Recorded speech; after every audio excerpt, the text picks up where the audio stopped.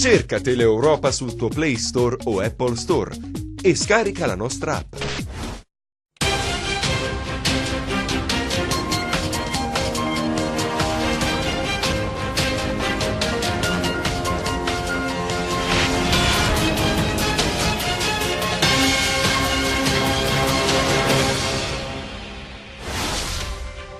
La giornata storica per gli albanesi di Calabria, 2 presidenti a San Demetrio Corone, ribaditi i concetti dell'accoglienza e del rispetto tra i popoli. Sono stati iscritti nel registro degli indagati i genitori della bimba di 2 mesi deceduta al Pugliese di Catanzaro. La procura indaga per omicidio preterintenzionale. Gianluca Callipo, sindaco di Pizzo e presidente dell'Anci Calabria, sosterrà a occhiuto. Callipo si dice deluso dalla gestione del governo regionale del PD calabrese. Entro il prossimo mese di febbraio arriveranno in Calabria 131 nuovi poliziotti e 99 carabinieri, ad annunciarlo il Viminale. Tecnico Braglia parla della cocente sconfitta di Palermo, si dice però fiducioso sul proseguo del campionato perché la squadra si esprime su buoni livelli. Buonasera dalla redazione del TG10, dunque giornata storica per gli albanesi di Calabria, a San Demetrio Corone le celebrazioni del 550° anniversario della morte dell'eroe nazionale Skanderberg, alla presenza del presidente Mattarella e del presidente Ilir Meta della Repubblica d'Albania. Ribaditi i concetti di accoglienza e rispetto tra i popoli, una giornata che noi abbiamo seguito in diretta con le nostre telecamere. Vediamo un resoconto con le voci di questa giornata. Quest'anno ricorre il 550° anniversario della morte dell'eroe albanese Giorgio Kastriota Skanderberg. È stato lo storico collegio di Sant'Adriano a San Demetrio Corone ad ospitare una partecipata manifestazione che ha visto anche la presenza del Presidente della Repubblica, Sergio Mattarella, e del Presidente dell'Albania, Ilir Meta. Mattarella ha puntato l'attenzione sull'importanza dell'accoglienza e il valore delle differenze.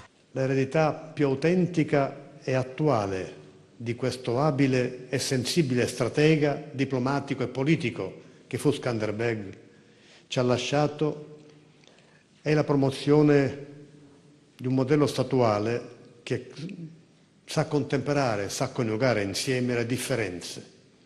Un messaggio che aiuta a orientarci ad agire in un'epoca nella quale sembrano moltiplicarsi e prevalere artificialmente le tensioni, l'esacerbarsi degli scontri, l'enfatizzazione delle differenze, il miope innalzamento di barriere ideologiche e identitarie che presuppongono una contrapposizione permanente con l'altro. Gli Arbresh costituiscono una storia di integrazione e di accoglienza che ha avuto pieno successo, un esempio di come la mutua conoscenza e il rispetto reciproco delle culture sia uno strumento di crescita per le realtà territoriali e per i paesi in cui vivono le diverse comunità.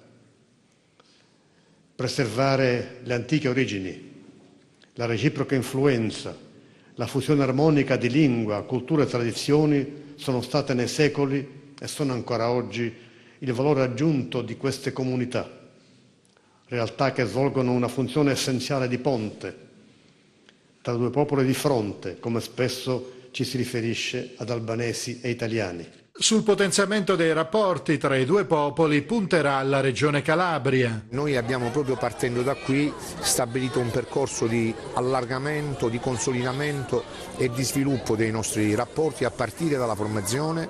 Lavoreremo perché le nostre università consolidino i rapporti che hanno già avviato attraverso progetti che presenteremo all'Unione Europea in comune Calabria ed Albania. Anche il presidente della provincia di Cosenza e il sindaco di San Demetrio hanno poi sottolineato l'importanza dell'integrazione. C'è tanta cultura, tanta integrazione e senza voler fare paragoni, perché sicuramente il fenomeno non è quello di quei tempi, bisogna fare esempio e pigliare esempio da questa esperienza. Normalmente quando accade che un capo di Stato va in un posto piccolo è per motivi non felici, per disgrazie, per terremoti, per fatti criminosi. Qua sta venendo per celebrare un eroe, per celebrare una comunità, una testimonianza di integrazione, di contaminazione dei popoli positiva. Gianluca Callipo, sindaco di Pizzo e presidente dell'Anci Calabria, sosterrà Occhiuto. Callipo si dice deluso dalla gestione del governo regionale e del PD calabrese. Beh, non è una cosetta da nulla, ma un endorsement che pesa sulla scena politica calabrese. Andiamo al dunque. Gianluca Callipo, esponente non certo di secondo piano del PD regionale, volge lo sguardo al futuro, scarica il compagno Oliverio e sceglie il sindaco di Cosenza Mario Occhiuto.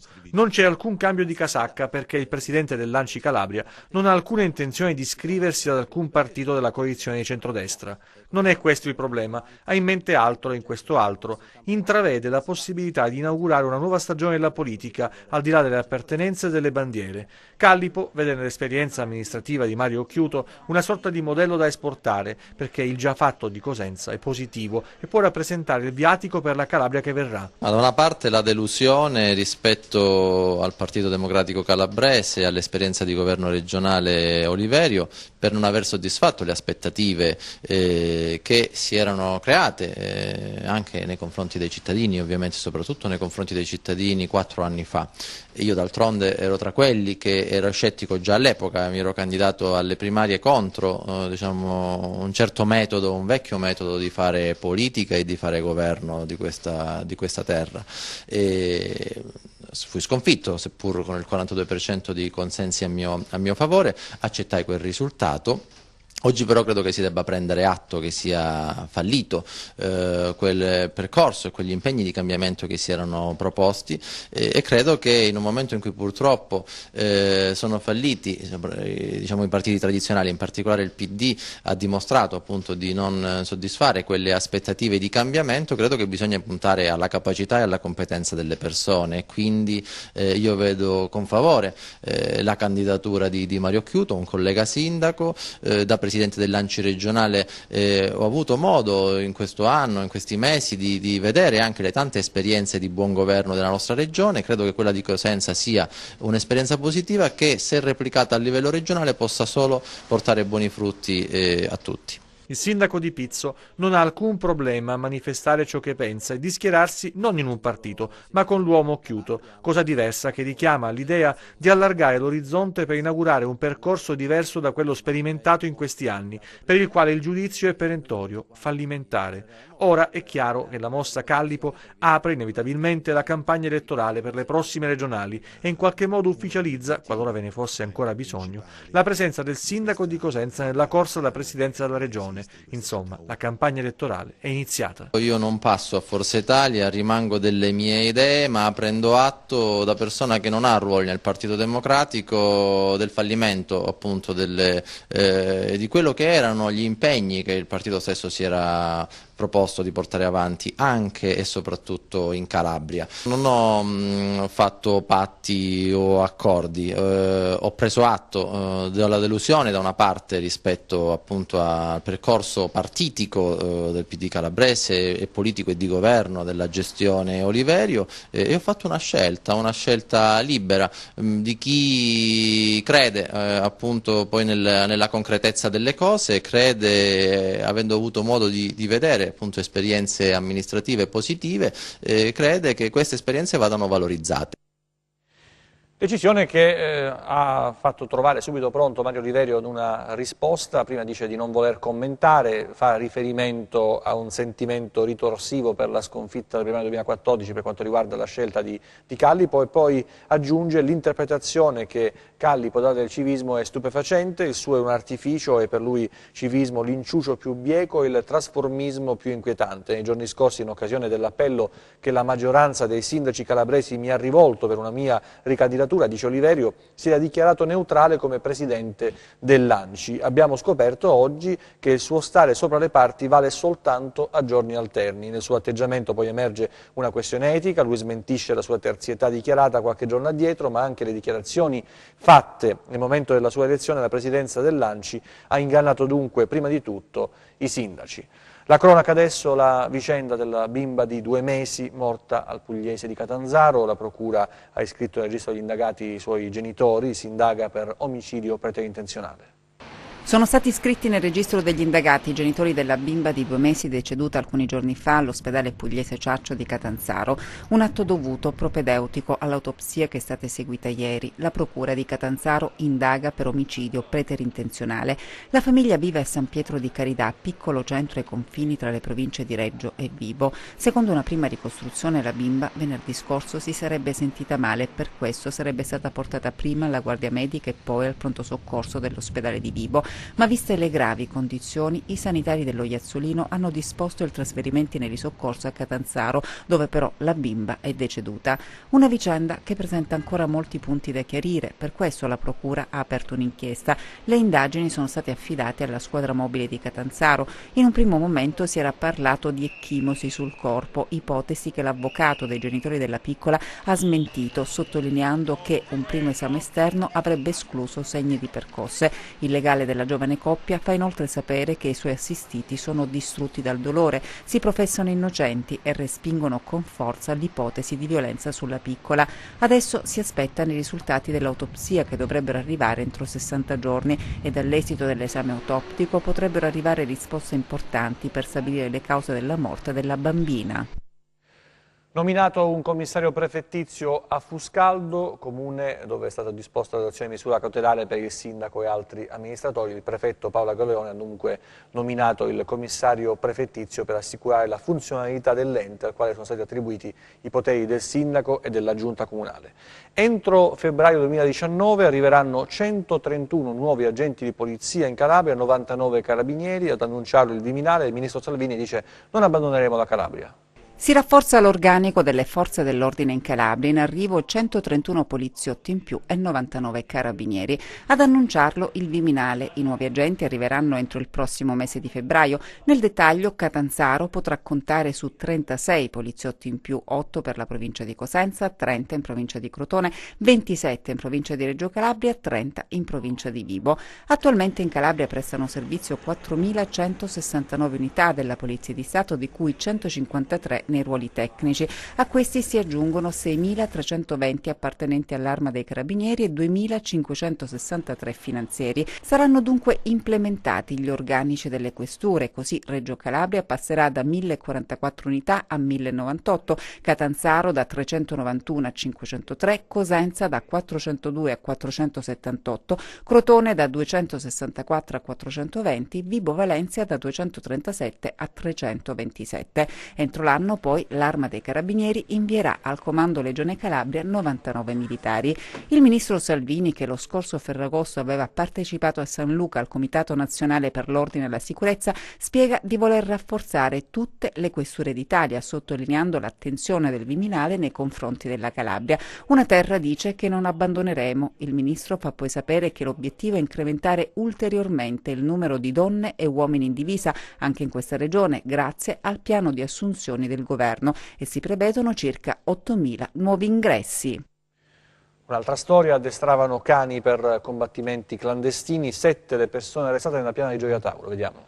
La notizia è di ieri: 7 arresti nella piana di Gioia Tauro per spaccio di sostanze stupefacenti, cannabis e cocaina. Ma anche, si scopre adesso, l'organizzazione di combattimenti clandestini tra cani, tanto da portare il ministro dell'Interno Matteo Salvini a commentare l'episodio con un bel vigliacchi: le bestie siete voi, in galera, ha scritto su un post sui social il responsabile del Viminale, e via le chiavi. Le indagini, supportate da intercettazioni telefoniche e ambientali iniziate nel 2015, protrattesi per oltre 6 mesi e coordinate dal procuratore della Repubblica di Palmi Ottavio Sferlazza e dal sostituto Enrico Barbieri, ha visto coinvolto il commissariato di Taurianova e la squadra mobile di Reggio Calabria, unitamente al personale dei commissariati di Gioia Tauro, Palmi, Villa San Giovanni, Cittanova e Polistena e del reparto prevenzione crimine di Siderno, e con l'ausilio di unità cinofili hanno portato all'arresto, come si diceva, di 7 persone. La loro azione criminale si intrecciava quindi tra spaccio in alcuni centri della piana di Gioia Tauro e i combattimenti clandestini. La polizia ha infatti sequestrato 7 cani di razza terrier che venivano utilizzati per i combattimenti e un consistente quantitativo di anabolizzanti che servivano a potenziare la massa muscolare dei cani per renderli più resistenti ai combattimenti. Sequestrati anche dei farmaci che servivano a rendere più aggressivi gli amici a 4 zampe e i locali dove venivano ospitati. A soccorso di questi cani è arrivata l'associazione AIDA, che ha chiesto alle forze di polizia di non abbatterli, annunciando la disponibilità di veterinari, educatori e responsabili di centri di recupero al fine di permettere, fanno sapere, un reinserimento sociale di questi cani che fino ad oggi hanno vissuto una vita di dolore e violenza.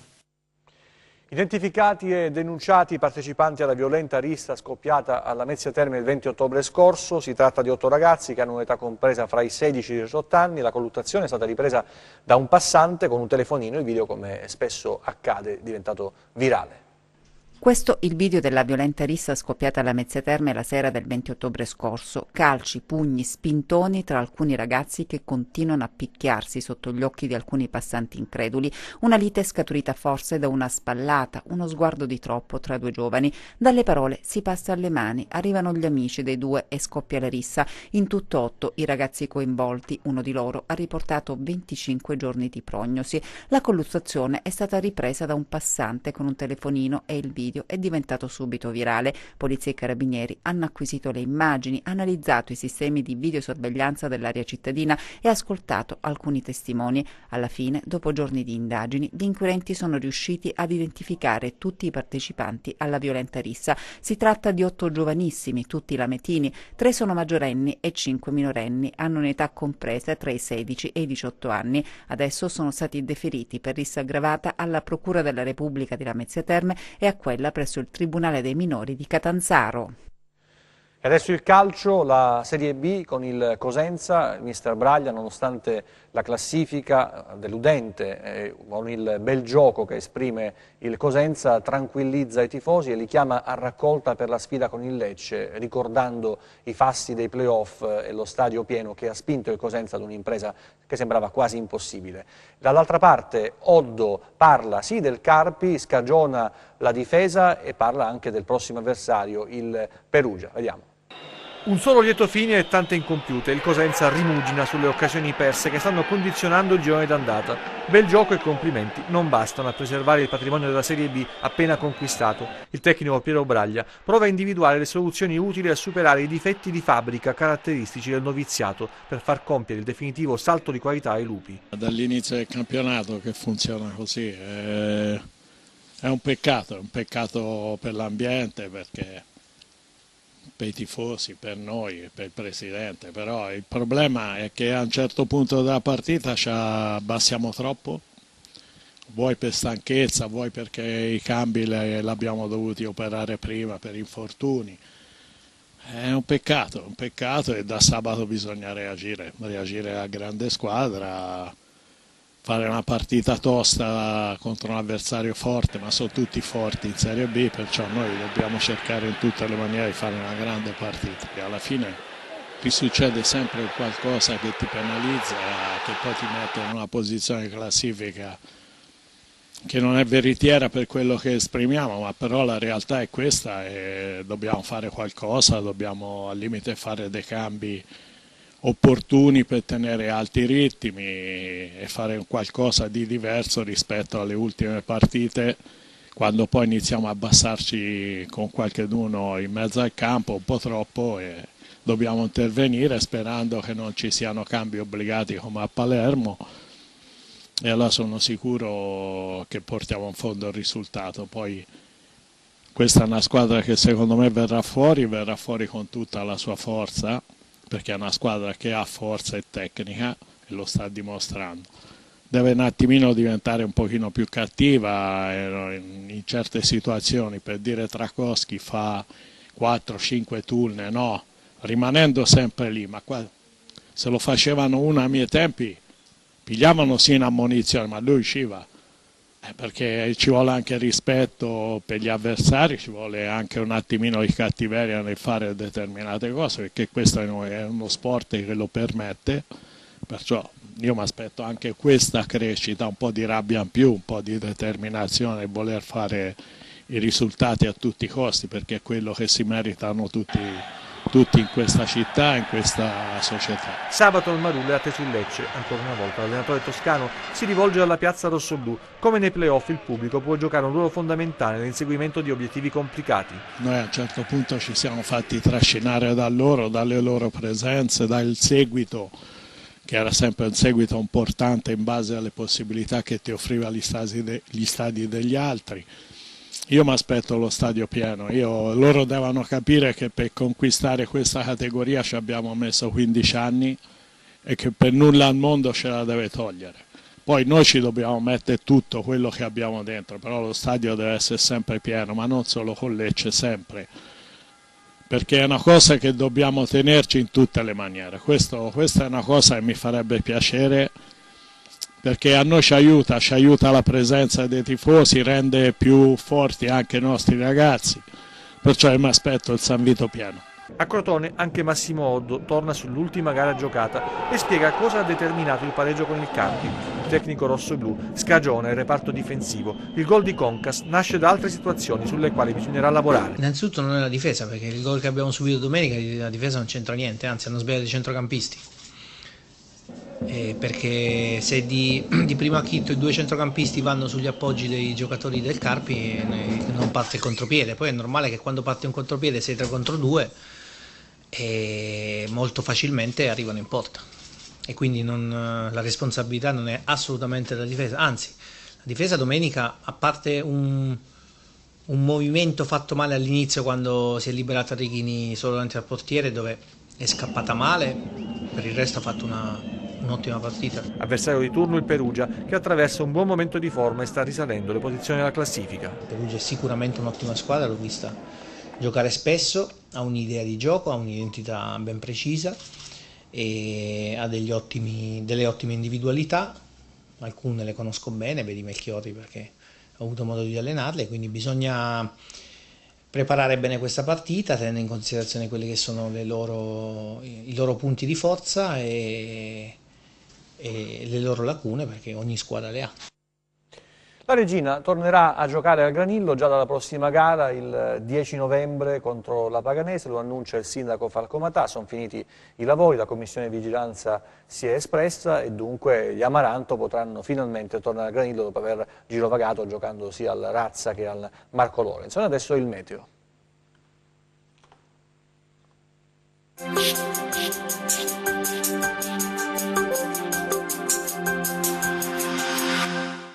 Nelle prossime ore assisteremo ad un nuovo peggioramento del tempo sulle zone tirreniche. Andrà meglio invece sulle zone ioniche, dove non sono previsti fenomeni di rilievo. Vediamo quindi le mappe in dettaglio. Domani cielo parzialmente nuvoloso sui versanti tirrenici, con possibilità ancora di residue deboli piogge sparse su Vibonese e Regino Tirrenico. Altrove poco nuvoloso senza fenomeni. Temperature stazionarie frizzanti al mattino nelle zone interne. Vediamo ora le mappe di mari e venti. Domani mosso il Mar Tirreno, Ionio Crotonese e Regino, poco mossi gli altri bacini. Venti inizialmente da nord-nord-ovest deboli o al più moderati. Dal pomeriggio a sera poi invece diverranno deboli di direzione variabile ovunque. Per ulteriori dettagli consultate il sito meteoincalabria.it. Chiudiamo con lo spettacolo, il concerto dell'artista partenopeo Walter Ricci in programma a Cosenza il prossimo 10 novembre.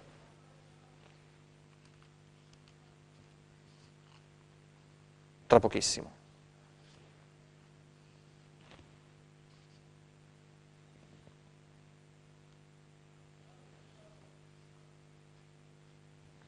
Un attimo solo, problemi dalla regia, ma saremo in grado di vedere subito. Late in the summer, to the bar. Walter Ricci è uno dei più prestigiosi cantanti e pianisti jazz del mondo. La sua è una voce che fa vibrare il cuore. L'artista napoletano sarà a Cosenza il prossimo 10 novembre alle 21 nel Salone degli Specchi del Palazzo della Provincia, un concerto da non perdere per chi ama il jazz e non solo. Nonostante la giovane età, 28 anni, Ricci ha già alle spalle esperienze artistiche interessanti che lo hanno visto collaborare con Stefano Di Battista e Mario Biondi e conquistare riconoscimenti importanti come il premio Massimo Urbani nel 2006 e il premio Chicco Bettinardi nel 2007. A Cosenza il concerto di Walter Ricci è stato voluto da Velia Ricciardi, una delle più conosciute e talentuose cantanti cosentine. Ricci è una delle voci più belle che abbiamo nel mondo, sia dal punto di vista sia per quanto riguarda il jazz che per quanto riguarda il pop. È una voce che io considero perfetta, è una voce che mi fa venire i brividi da 5 anni a questa parte, cioè quando l'ho conosciuto e poi ho avuto anche il piacere di suonare, di duettare con lui. Ed è un musicista a 360 gradi perché oltre a cantare divinamente suona il pianoforte a livelli veramente alti dal punto di vista jazzistico. È colui il quale ha vinto la maggior parte dei premi più importanti del mondo. Ricci sarà ospite per una masterclass destinata a coloro che studiano canto e che vogliono perfezionarsi attingendo all'esperienza di un grande artista. La tecnica, lo studio sono importantissime, lo diceva sempre Miles Davis quando nel 1959 stava per realizzare uno dei suoi dischi maggiori e poi la tournée mondiale con Coltrane eccetera. Lui che faceva? Teneva i suoi musicisti sotto in cantina a suonare, ripetere i brani e lui ogni tanto andava e suonava con loro. Coltrane suonava tutto il giorno. Insomma, bisogna studiare sempre e poi che fare? Far sì che la tecnica diventi nostra, cioè vada a servizio poi di quello che è il momento creativo, cioè il momento più bello di tutti, il momento dell'espressione. TG che finisce qui, ci vediamo nelle prossime edizioni, grazie per la vostra attenzione, arrivederci, buona serata.